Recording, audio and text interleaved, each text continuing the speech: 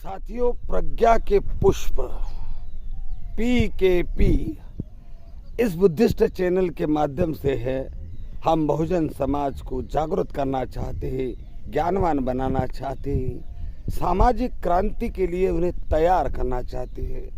इसलिए मेरे इस चैनल को सब्सक्राइब करें, बेल आइकन दबाएं, लाइक करें और औरों को भी ऐसा करने के लिए कहें, ताकि हम और आप एक होकर समझदारी से समाज को जागरूक कर सके, महापुरुषों के आंदोलन को मजबूत कर सके, सामाजिक धार्मिक परिवर्तन ला सके। जय भीम। कहा जाता है कि महाराष्ट्र पुरोगामी राज्य है। पुरोगामी का मतलब है कि जो परिवर्तन समाज में होना चाहिए वो तुरंत होता है। नई विचारधारा को लोग तुरंत स्वीकार करते हैं, इसलिए महाराष्ट्र को पुरोगामी महाराष्ट्र कहा जाता है। लेकिन इस पुरोगामी महाराष्ट्र की वास्तविकता को समझेंगे, नजदीक से करीब से अपने अनुभव के कसौटी पे उतारेंगे, तो कुछ खोखलापन भी नजर आता है। जैसे कि महाराष्ट्र में डॉक्टर बाबा साहब अम्बेडकर ने 1956 में बहुजन समाज के लोगों को, दलित समाज के लोगों को बौद्ध धर्म दिया।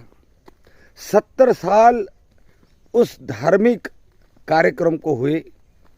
सारा देश 14 अक्टूबर या विजयादशमी के दिन उस दीक्षा दिन को याद करता है, अपने वहाँ कार्यक्रमों का आयोजन करता है और लोगों को प्रेरित करता है कि जैसे महाराष्ट्र के नागपुर में बाबा साहब ने क्रांतिकारी परिवर्तन किया, धर्म परिवर्तन किया।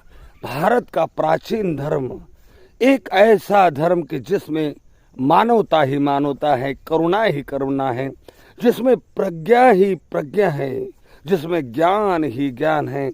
इस ज्ञान को अगर लोग अपनाएंगे, इस पर अमल करेंगे, आचरण करेंगे, इसका तो उनका सांसारिक जीवन भी सुखी हो सकता है, उनका सामाजिक जीवन भी सुखी हो सकता है और भारत में समता समानता आ सकती है। लेकिन ये बातें जितने कहने के लिए आसान हैं, उतनी ही देखकर सुनने के लिए, देखने के लिए कठिन है। क्योंकि 70 साल हुए फिर भी महाराष्ट्र के लोगों ने बाबा साहब की 22 प्रतिज्ञा का पालन करना नहीं सीखा। बाबा साहब ने अपने जीवन में बहुत त्याग किया, सारा जीवन जला दिया और इन दलितों के लिए, इन बहुजनों के लिए क्रांति की, सामाजिक क्रांति की।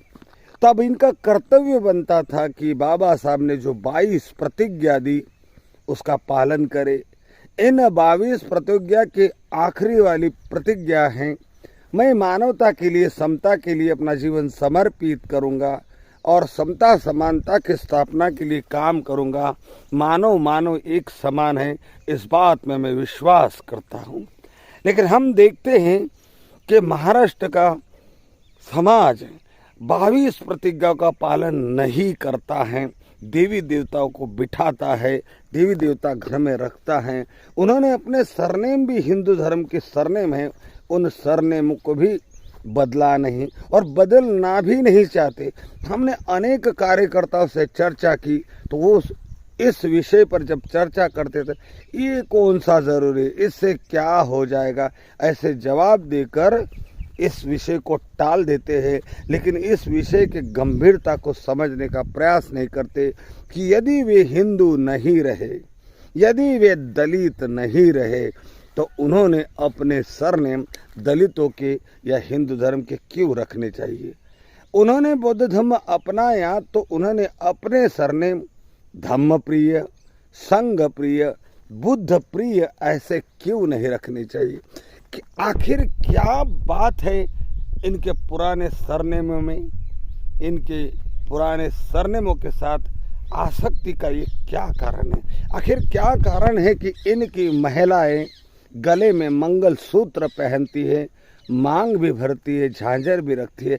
आखिर क्या कारण है कि इनकी महिलाएं जूनी परंपरा को छोड़ना नहीं चाहती और सच्ची और आचरणशील बौद्ध बनना ही नहीं चाहती। आखिर क्या कारण है कि यहाँ के कार्यकर्ता जिसने गंभीरता से बौद्ध धर्म लोग स्वीकारे, समझे, उसका आचरण करे, इस दिशा में जितना डूब कर, टूट कर, गंभीर होकर काम करना चाहिए, क्यों नहीं कर दे। महाराष्ट्र के कई जिलों में ये भी गलतफहमी है कि जब तक आप हिंदू महार नहीं लिखेंगे आपको आरक्षण का लाभ नहीं मिलेगा। वहाँ के टीचर, वहाँ के प्रिंसिपल, वहाँ के रजिस्ट्रार लोगों को गलत मार्गदर्शन करते हैं कि यदि आप बौद्ध लिखोगे तो आपको आरक्षण का लाभ नहीं मिलेगा और यदि आप हिंदू महार लिखोगे तो आपको आरक्षण का लाभ मिलेगा। अब समझने वाली बात है कि लोग धड़ल्ले से हिंदू महार लिखे जा रहे हैं। बाबा साहब ने जीवन जलाया, बाबा साहब ने इनको बौद्ध बनने के लिए कहा और सरकार के नुमाइंदे इनको बेवकूफ़ बनाकर हिंदू महार बनाने का काम कर रहे, फिर भी इनके जुबान पे ताला है। रिपब्लिकन पार्टी कहो या जितनी पॉलिटिकल पार्टी कहो दलितों की, इन्होंने तो इसी विषय पर गंभीर होकर काम करने की ज़रूरत थी, लेकिन ये गंभीर होकर इस विषय पर काम नहीं कर रहे हैं। 22 प्रतिज्ञा का खुलेआम उल्लंघन हो रहा है और पुराने रीति रिवाजों को धड़ल्ले से पाला जा रहा है, उसमें कोई परिवर्तन नहीं है। महिलाएं मांग भरती, झांझरी पहनती हैं, पुराने रिवाजों का पालन करते, इस पर भी गाइडेंस किया नहीं जा रहा है। इस पर भी समाज को जागरूक करके आचरणशील समाज बने, इस पर भी जो काम गंभीरता से होना चाहिए वो नहीं हो रहा है। इसका मतलब ये हुआ कि जिन महापुरुषों ने यानी महात्मा ज्योतिराव फुले, सावित्री फुले, माँ रमाई, माँ जिजाई और डॉक्टर बाबा साहब आम्बेडकर ने अपना जीवन जला दिया, बच्चे तक मर गए, माली हालत ठीक नहीं, चैन की सांस नहीं ली, फिर भी इन महाराष्ट्रों के बौद्धों को बाबा साहब के कुर्बानियों का कोई महत्व नहीं। ये बाबा साहब के जीवन कार्य के प्रति बहुत बड़ा धोखा है, इसे धोखेबाजी कहते हैं, समाज की इसे बेईमानी कहते हैं। इसे बदलना पड़ेगा और बदले, यही इस वीडियो के संदेश देते हैं। जय भीम।